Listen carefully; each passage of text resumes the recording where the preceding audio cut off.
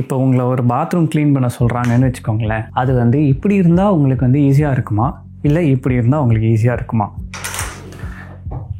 எனக்கு வந்து என்னோடய ஆஃபீஸ் ரூம் இல்லைனா வந்து என்னோடய கெஸ்ட் ரூமை வந்து க்ளீன் பண்ணுறதுக்கு ரொம்பவே பிடிக்கும். ஏன்னா அதில் வந்து அவ்வளோவா திங்ஸே இருக்காது, ரொம்ப சுலபமாக பண்ணலாம் அண்ட் என்ஜாயபிளாகவும் இருக்கும். ஆனால் அதே சமயம் என்னோடய பசங்களோட ரூமை க்ளீன் பண்ணணும் இல்லைனா என்னோடய வாக்கிங் கிளாஸுக்குள்ளே க்ளீன் பண்ணணும் அப்படின்னு நினச்சாலே போகிறோம். அங்கே இருக்கிற நம்பர் ஆஃப் திங்ஸை பார்த்து நான் ரொம்ப ஓவர்வெல்ம் ஆயிடுவேன். அந்த க்ளீனிங்கே வந்து எனக்கு ஒரு பெரிய டாஸ்க் மாதிரி இருக்கும். நான் அதை அவாய்ட் பண்ணுவேன். அது ஏன்னா ஒரு பொருளை நம்ம வந்து கீழே போடுறோம்னு வச்சுக்கோங்களேன், அது வந்து மற்ற பொருள்லாம் நீங்கள் அங்கே போடலாம் அப்படிங்கிற மாதிரி ஒரு சிக்னல் காட்டுது. ஸோ ரொம்ப சீக்கிரமே வந்து நிறைய பொருள் கொட்டி போட்டு ரொம்ப பெரிய ஓவர்வெல்மிங் கிளட்டராக இருக்கும் அது. ஸோ அதை வந்து நம்ம க்ளீன் பண்ணோம் அப்படின்னு நினச்சாலே நமக்கு வந்து மூட் ஆஃப் ஆகிரும், நம்ம பண்ணவும் மாட்டோம்.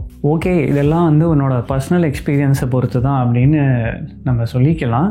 ஆனால் ஒரு வீடுன்னு எடுத்துக்கிட்டிங்கன்னா அதில் வந்து எவ்வளோ பொருட்கள் இருக்கலாம் அப்படின்னு ஏதாவது ஒரு நம்பர் இருக்கா, இல்லை வந்து இத்தனை பொருட்கள் மேலே போச்சுன்னா வந்து இது ஓவர்வெல்மிங் ஆகிடுதா அப்படிங்கிற மாதிரி ஒரு சயின்ஸ் இருக்கா அப்படின்லாம் நான் வந்து நம்பலை. பட் இந்த மினிமலிசம் புக்ஸு அதெல்லாம் படிக்க ஆரம்பித்ததுக்கப்புறம் எனக்கு என்ன தோணுச்சு அப்படின்னா, இதை பற்றி ஹிஸ்ட்ரி இல்லைனா வந்து நம்மளோட வேரியஸ் கண்ட்ரியோட கல்ச்சர்ஸில் இதை பற்றி எதாவது மென்ஷன் பண்ணியிருக்காங்களா, இல்லைனா ஏதாவது சயின்டிஃபிக் ஸ்டடீஸ் பண்ணியிருக்காங்களா, ஏதாச்சும் வந்து ஒரு வீட்டில் எவ்வளோ திங்ஸ் வச்சுக்கலாம் அப்படின்னு எதாவது சொல்கிறாங்களா, இல்லை மினிமலிசம் பற்றியே வந்து எதாவது சொல்கிறாங்களா அப்படின்னு நானும் கொஞ்சம் ரிசர்ச் பண்ண ஆரம்பித்தேன்.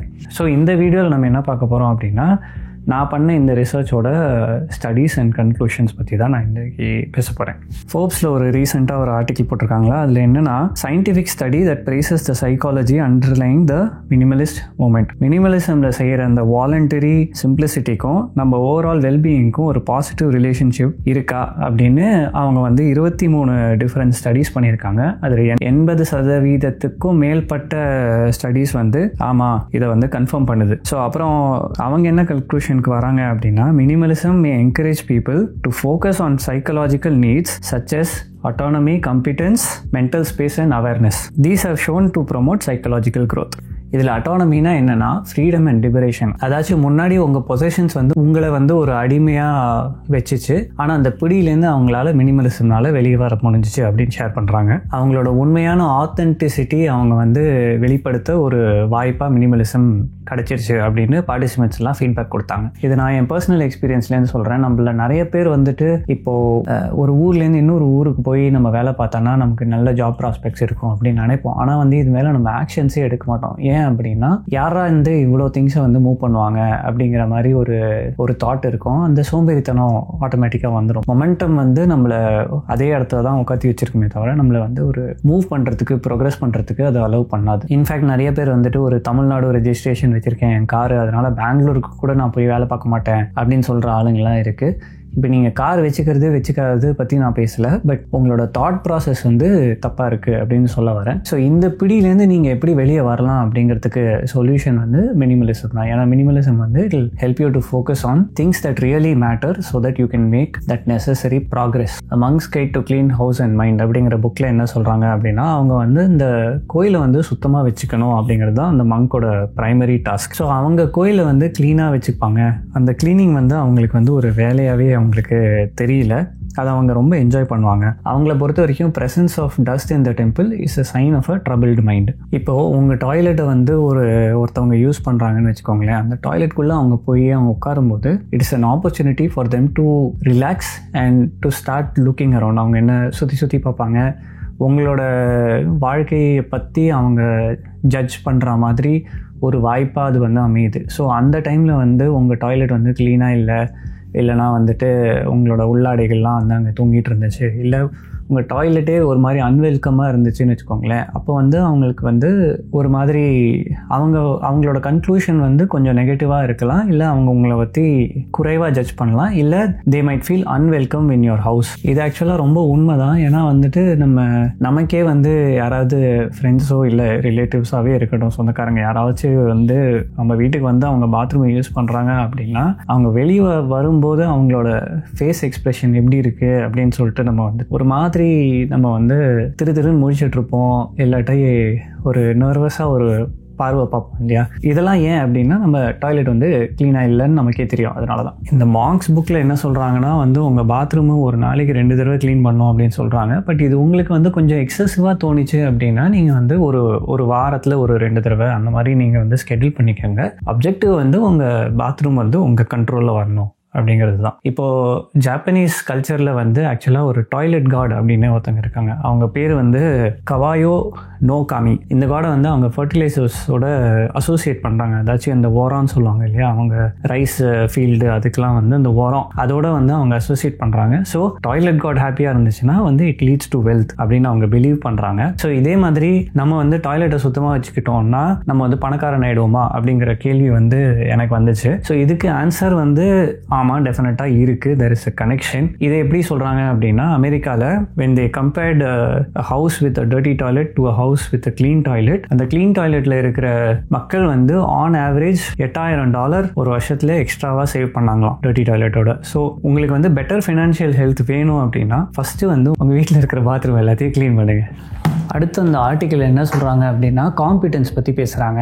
மினிமலிசம், அதாச்சும் வாலண்டரியாக நம்ம வந்து ஒரு சிம்பிளான லைஃப் நம்ம வந்து எம்ப்ரேஸ் பண்ணுறோம் இல்லையா. அதனால வந்து அந்த பார்ட்டிசிபெண்ட்ஸ் என்ன காம்பிடன்ஸ் கெயின் பண்ணுறாங்க அப்படின்னா அவங்க கொடுக்குற ஃபீட்பேக் என்னென்னா, அவங்க கிளட்டரை ரெடியூஸ் பண்ணியும் அவங்களோட என்விரான்மெண்ட்டை சிம்பிளிஃபை பண்ணதுனால அவங்களுக்கு வந்து கிரேட்டர் கண்ட்ரோல் அண்ட் ஆர்டர் வந்துச்சான். முன்னாடி கேஆஸ் அண்ட் கன்ஃபியூஷனோட இருந்த அவங்க வாழ்க்கை வந்து அவங்களோட பொசஷன்ஸை குறைச்சதுக்கப்புறம் லெஸர் ஆங்ஸைட்டி அண்ட் ஸ்ட்ரெஸ் அவங்க வந்து எக்ஸ்பீரியன்ஸ் பண்ணதான் அவங்க ஃபீட்பேக் கொடுத்துருக்காங்க. த்ரூ மினிமலிசம் அவங்களோட சரௌண்டிங்ஸை வந்து அவங்க இன்னும் கிளியர் பண்ணி அவங்க லைஃப்பை வந்து இன்னும் பெட்டராக அவங்க அனுபவிக்க ஆரம்பிச்சிட்டாங்க அப்படின்னு அவங்க ஃபீட்பேக் கொடுத்துருக்காங்க. இந்த கான்ஃபிடன்ஸ் ஆஸ்பெக்டில் வந்து மாங்க் புக்கில் என்ன சொல்கிறாங்க அப்படின்னா, அந்த மாங்க்ஸ் வந்து யார் வேணால் கிச்சனில் போயிட்டு சமைக்கலாம் அப்படிங்கிற ஒரு செட்டிங்ஸ். ஏன்னா அவங்க வந்து அவங்களோட ஜாப் ரெஸ்பான்சிபிலிட்டிஸை சுற்றிக்கிட்டே இருப்பாங்க. அதாவது ஒருத்தர் மாற்றி கொடுத்துக்கிட்டே இருப்பாங்க. ஸோ அவங்க என்ன சொல்கிறாங்க அப்படின்னா, கிச்சன் வந்து யார் வேணால் உள்ளே போயிட்டு சமைக்கிற மாதிரி ரெடியாக வச்சுருக்கணும். அவங்க என்ன சொல்கிறாங்க அப்படின்னா, உங்களுக்கு preparation time and setup time எல்லாம் வந்து கம்மியாக இருந்துச்சு அப்படின்னா நீங்கள் வந்து டிஷ்ஷஸை வந்து சுடவும் அப்படியே டெலிஷியஸாகவும் நீங்கள் வந்து சர்வ் பண்ணலாம். அதே சமயம் உங்களோட கிச்சன் கவுண்டர் அப்புறம் உங்கள் சிங்க்கெல்லாம் வந்து ரொம்ப நீட்டாக வச்சுக்கோங்க. நீங்கள் குக் பண்ணும் போதே சைடில் வந்துட்டு அந்த வெயிட்டிங் டைம் இருக்கும் இல்லையா குக் ஆகிறதுக்கு, அந்த டைமில் வந்துட்டு நீங்கள் வந்து டிஷ்ஷஸை வாஷ் பண்ணி வச்சுருங்க. ஸோ தட் அடுத்த பர்சன் வரும்போது கிச்சன் வந்து ரெடியாக இருக்கும் அப்படின்னு சொல்கிறாங்க. அதே போல் நீங்கள் வந்து don't leave your utensils for the next day or the next person. ஏன்னா நீங்கள் வந்து அது ஒரு சைன் ஆஃப் ரெஸ்பெக்ட் மாதிரி அவங்க அதை சொல்கிறாங்க. ப்ளஸ் இன்னொரு விஷயம் என்ன அப்படின்னா, இது வந்து பைலப்பாகவே அவங்க வந்து விட மாட்டாங்க. ஸோ அப்படி பண்ணும்போது உங்களுக்கு வந்து வாட்டர் கன்சம்ஷனும் லெஸராக இருக்கும். அண்ட் உங்களுக்கு வந்து நீட்டாக உங்கள் கிச்சன் வந்து ரொம்ப நீட்டாக இருந்துச்சு அப்படின்னா உங்கள் மைண்டும் வந்து கொஞ்சம் காமாகவே இருக்கும். ஸ்வீடிஷ் டெத் கிளீனிங் அப்படின்னு ஒரு ப்ராக்டிஸ் இருக்குது. அதாச்சும் என்னென்னா, ஒரு ஜெனரேஷனில் இருக்கிற மக்கள் வந்து தன்னோட டெத், அதாவது அவங்க பாஸ் ஆன் ஆகிற டைமில் அவங்களோட நெக்ஸ்ட் ஜெனரேஷனுக்கு என்ன கொடுக்கணும் அப்படின்னு இமேஜின் பண்ணுவாங்க. ஸோ அந்த டைமில் அவங்க என்ன இமேஜின் பண்ணுவாங்க அப்படின்னா, மற்றவங்க வந்து தன்னை எப்படி ஞாபகம் வச்சுக்கணும், அப்புறம் வந்து எந்தெந்த விஷயம் அவங்களோட நெக்ஸ்ட் ஜெனரேஷன் அவங்களோட திங்ஸை வந்து எடுத்துக்கணும் அப்படிங்கிற மாதிரிலாம் அவங்க இமேஜின் பண்ணுவாங்க. ஸோ அவங்க கிட்டே இருக்கிற மோஸ்ட் ஆஃப் த பொசிஷன்ஸை அவங்க கிவ் அப் பண்ணி ரொம்ப மினிமலிஸ்டிக்காக க்ளீனாக வச்சுப்பாங்க. ஸோ இந்த பழக்கம் வந்து நம்ம கல்ச்சர்லேயும் இருந்துச்சுன்னா அந்த சொத்துக்காக நம்ம நிறைய பேர் வந்து சண்டை போட்டுப்பாங்க. அந்த இதெல்லாம் நல்லாவே அவாய்ட் பண்ணிடலாம். ஏன்னா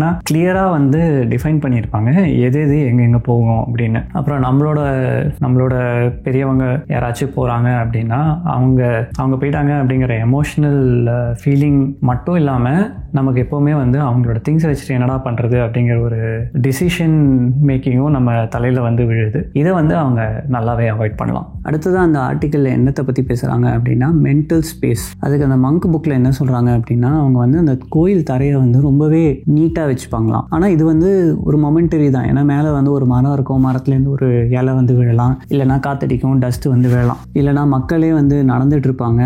ஸோ அவங்க காலிலேருந்து அந்த டஸ்ட்டு அதெல்லாம் வந்து திருப்பி வந்து உங்களுக்கு அந்த தரை வந்து டர்ட்டி ஆகிடும். பட் இதெல்லாம் அவங்க வந்து பொருட்படுத்தாமல் அந்த க்ளீனிங் டிசிப்ளினை ரொம்ப ஸ்ட்ரிக்டாக வந்து ஃபாலோ பண்ணுவாங்க. இது ஏன் அப்படின்னா, இது வந்து அவங்களுக்கு ஒரு மென்டல் ப்ராசஸ் மாதிரி. எப்படி நீங்கள் வந்து உங்கள் மைண்டில் வந்து பழைய ஞாபகங்கள் இல்லை ஒரு கசப்பான ஃபீலிங்கை வந்து நீங்கள் மைண்ட்லேருந்து கொஞ்சம் பின்னாடி தள்ளி விட்டாலும் வேறு ஃபீலிங்ஸ் வந்து அதை வந்து ரீப்ளேஸ் பண்ணணும் இல்லையா. ஸோ அந்த 2 ஃபீலிங்ஸ்க்கு நடுவில் வந்து ஒரு எம்டினஸ் இருக்கும், ஒரு பீரியட் ஆஃப் பீஸ் இருக்கும். அதை வந்து நீங்கள் வந்து அந்த மொமெண்டரி மென்டல் ஸ்பேஸை வந்து நீங்கள் என்ஜாய் பண்ணணும் அப்படிங்கிறது தான் வந்து இதோட கருத்து. அவங்க என்ன சொல்கிறாங்க அப்படின்னா, பி இன் த நவ்.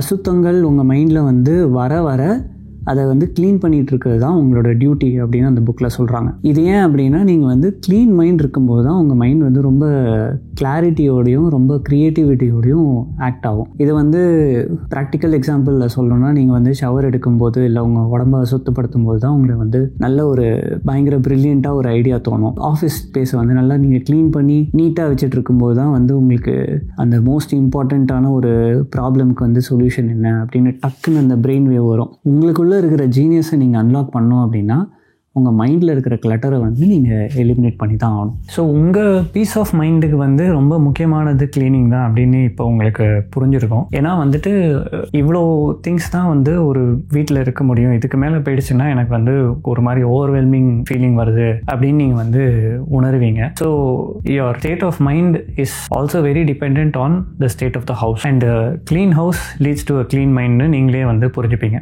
லாஸ்ட்டாக அந்த ஆர்டிக்கல் என்ன மென்ஷன் பண்ணுறாங்க அப்படின்னா, பாசிட்டிவ் எமோஷன். இந்த பாசிட்டிவ் எமோஷன்ஸ் பற்றி பார்ட்டிசிபென்ட்ஸ் என்ன சொல்கிறாங்க அப்படின்னா, முன்னாடி சொன்ன autonomy, competence, mental state, awareness, இது எல்லாமே வந்து அவங்களுக்கு கிடைச்சதுனால அவங்களால வந்து positive emotions like joy, happiness, increased wellbeing, peace, இதெல்லாம் அவங்களால எக்ஸ்பீரியன்ஸ் பண்ண முடியுது அப்படின்னு ஷேர் பண்ணுறாங்க. ஆக்சுவலாக வந்து 3 cups of tea அப்படின்னு நான் ஒரு புக்கு படிச்சிருந்தேன். அது வந்து என்னென்னா, இந்த பாகிஸ்தானில் இருக்கிற காரக்கோரம் மவுண்டன் ரேஞ்சில் ஒரு கிரேக் மார்டசன் அப்படின்னு ஒரு கிளைம்பர் வந்து ஸ்டக் ஆகிடுவார். அப்போ வந்து அந்த ஹிமாலயாஸில் அந்த இருக்கிற மக்கள் வந்து வில்லேஜஸ் அவங்க வந்து அவங்கள ரெஸ்கியூ பண்ணுவாங்க. அப்போ வந்து ஒரு ஃபேமிலியில் இருப்பாங்க. அவங்க வந்து எங்களோட ஒரு 3 cups of டீ குடிக்கணும் அப்படின்னு சொல்லிட்டு இன்வைட் பண்ணுவார் கிரேக் மார்டசன். இதில் வந்து ஃபஸ்ட்டு கப் எதுக்கு அப்படின்னா, நீ என் வீட்டில் வந்து ஒரு கெஸ்ட்டாக வந்திருக்க, ஸோ நான் வந்து உன்னை ஆனர் பண்ணுறேன் அப்படின்னு சொல்லிட்டு. ஸோ ஃபஸ்ட்டு கப் வந்து ஒரு starting of the relationship. Second cup எப்படின்னா வந்து உங்களோட ஃப்ரெண்ட்ஷிப் வந்து அவங்களோட டீப்பன் ஆகுது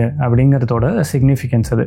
அதாச்சும் வந்துட்டு நீ எங்கள் வீட்டுக்கு வந்து ஒரு கெஸ்ட்டாக வந்திருக்க, பட் நோ இப்போ நீ வந்து ஒரு ஃப்ரெண்டாகவே ஆகிட்ட அப்படின்னு. இந்த 3rd cup of டீ வந்து அவங்க குடிக்கும்போது என்ன சிக்னிஃபிகன்ஸ் அப்படின்னா, நீ வந்து என்னோட ஒரு மக்களோட மக்களாக நீ வந்து ஆயிட்ட, ஸோ எனக்கு ஒரு பிரச்சனை அப்படி உன்னை வந்து நான் கேட்கலாம் அப்படிங்கிறதோட significance. So I can rely on you for any of my problems அப்படிங்கிறத சிக்னிஃபை பண்ணுறது தான் இந்த 3 cups of டீ. ஒரு சிம்பிள் கப் ஆஃப் டீயில் வந்து எவ்வளோ டீப் மீனிங் இருக்குது, எவ்வளோ பாசிட்டிவான ஒரு ரிலேஷன்ஷிப் பில்ட் பண்ணலாம் அப்படிங்கிறத நீங்கள் வந்து இதுலேருந்து ரொம்ப ஈஸியாகவே புரிஞ்சுக்கலாம்.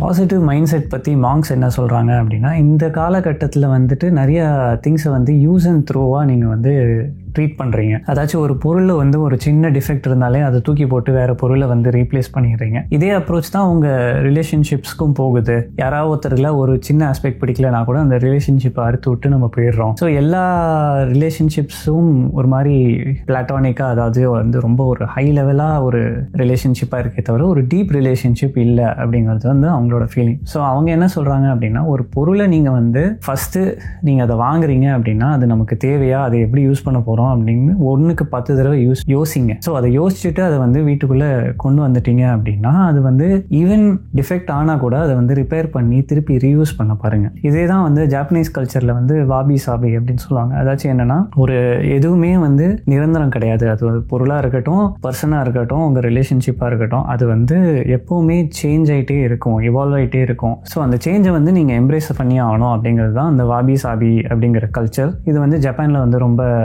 ப்ராக்டிஸ் பண்ணுவாங்க. சரிப்பா, இப்போ ஃபைனலி என்ன தான் சொல்ல வரேன், உங்கள் வீட்டில் வந்து ஒரு ஈக்குவிலிபிரியம் கண்டுபிடிச்சிட்டியா அப்படின்னு நீங்கள் கேட்டிங்க அப்படின்னா, நான் வந்து ஒரு அளவு கண்டுபிடிச்சிருக்கேன்னு தான் சொல்வேன். இப்போ ஒரு பாத்ரூம் எடுத்துக்கிட்டிங்கன்னு வச்சுக்கோங்களேன்.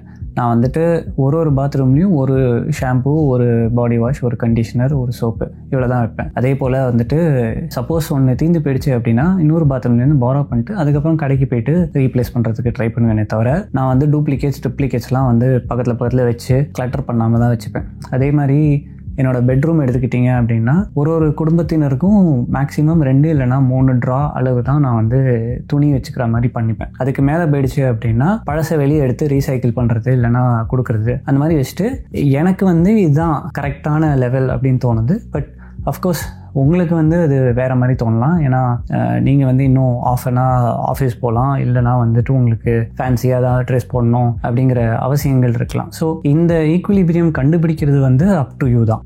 உங்கள் க்ளீனிங் ரொட்டீன் மேலே நீங்கள் வந்து ஓனர்ஷிப் எடுத்துக்கிட்டீங்க அப்படின்னா இந்த நம்பருக்கு மேலே நீங்கள் வந்து போகிறதுக்கு அலோவ் பண்ண மாட்டீங்க. அப்புறம் ஜாப்பனீஸ் மெத்தட் வாபி சாபி படி நீங்கள் வந்து உங்கள் ரிலேஷன்ஷிப்ஸ் மேலேயும் ரொம்ப பேஷண்ட்டாகவும் கொஞ்சம் டாலரண்ட்டாகவும் இருப்பீங்க அப்படின்னு நான் நம்புகிறேன். தேங்க்ஸ் ஃபார் வாட்சிங் லைஃப் அண்ட் பிளாக். நானே வந்து 8 lessons from 8 years of practicing minimalism அப்படின்னு ஒரு வீடியோவில் வந்து என்னோட தாட்ஸ் அண்ட் என்னோட ஜர்னி ஆஃப் மினிமலிசம் நான் ஷேர் பண்ணியிருக்கேன். இந்த வீடியோ பிடிச்சதுன்னா அந்த வீடியோவும் செக் பண்ணுங்கள். உங்களுக்கு டெஃபினட்டாக அது ரொம்ப பிடிக்கும்னு நினைக்கிறேன். இந்த வீடியோ பார்த்ததுக்கப்புறம் வந்துட்டு நம்ம லைஃப்பில் வந்து கண்ட்ரோல் பண்ணுறதுக்கு ஒரு ஆஸ்பெக்ட் இருக்குது அப்படின்னு உங்களுக்கு மைண்டில் தோணிச்சு அப்படின்னா அது என்ன ஆஸ்பெக்ட், அதுக்கு வந்து நீங்கள் என்ன எஃபர்ட் எடுக்க போகிறீங்க அப்படிங்கிறத கமெண்ட்டில் ஷேர் பண்ணுங்கள். மற்றவங்களுக்கும் அது ஒரு என்கரேஜ்மெண்ட்டாக இருக்கும்னு நினைக்கிறேன். தேங்க்ஸ் ஃபார் வாட்சிங்.